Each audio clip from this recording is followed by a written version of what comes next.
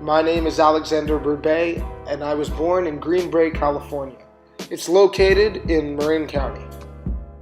Even though my home is in Marin County, I still see Stuart Hall as my second home. Stuart Hall is part of a school network called the Schools of the Sacred Heart.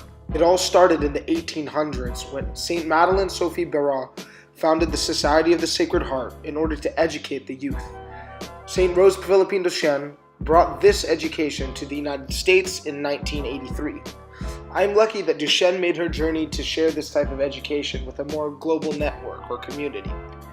A Sacred Heart education is one that instills values and skills into each student so that they can thrive and adapt to any environment.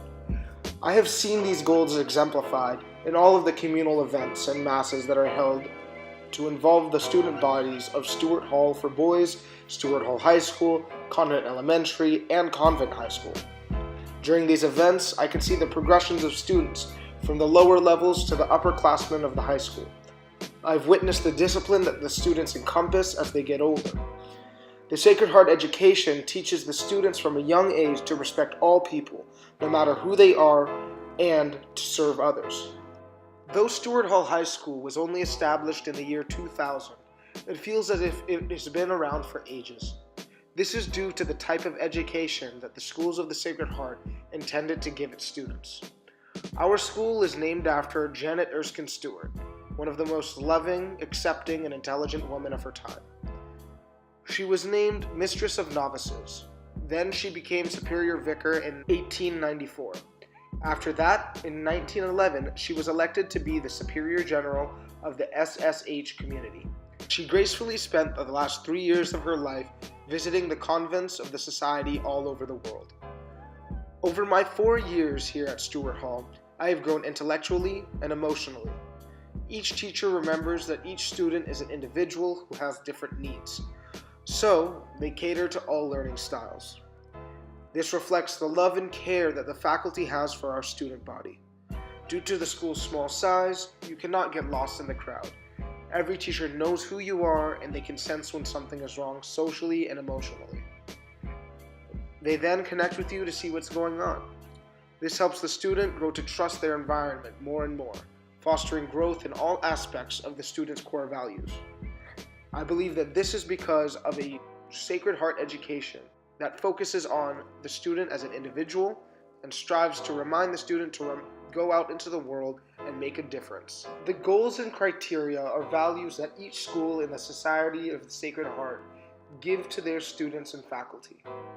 These goals are what keeps a society functioning well because they impel action and progression rather than stagnation. Goal 2, for example, is Schools of the Sacred Heart commit themselves to educate to a deep respect for intellectual values. It has a certain criteria under it to explain what it truly means. The value that I see being utilized every day is the faculty utilizes a variety of teaching and learning strategies that recognizes the individual needs of the students. At Stuart Hall High School, this is a prominent expectation. Each teacher cares for the growth of the individual, not just that of the general group. If someone cannot understand something the way it is traditionally taught, the teacher will cater to that student's specific needs. This creates a more accepting learning environment that encourages a no man left behind mentality. The idea of goal number 2 not only is expected of the adults, but it is also expected of the kids. For example, Goal 2 states that the students must have an inherent respect for all intellectual ideas, no matter where they originate from. This goal is one that I work with every time I visit my service site.